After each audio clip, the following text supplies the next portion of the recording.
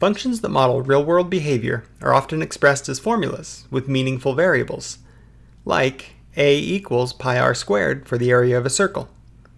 Strictly speaking, the inverse formula would be r equals pi times a squared, but this expresses a false relationship between a and r. It is better to leave the variables in place and solve for r as a function of a. Consider the original formula, a equals pi r squared. Solved for r, we have r equals the square root of a over pi.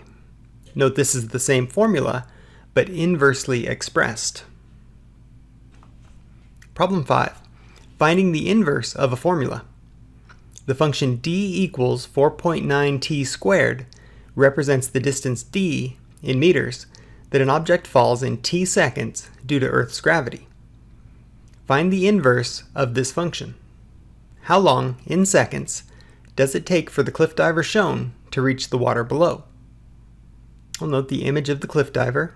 It looks like a distance of 24 meters between him and the water. Recall the formula. D equals 4.9 t squared. Dividing each side by 4.9, we have t squared equals d divided by 4.9. And applying a square root to each side, t equals the square root of d over 4.9. We'll substitute 24 for d, 24 representing 24 meters as shown in the image.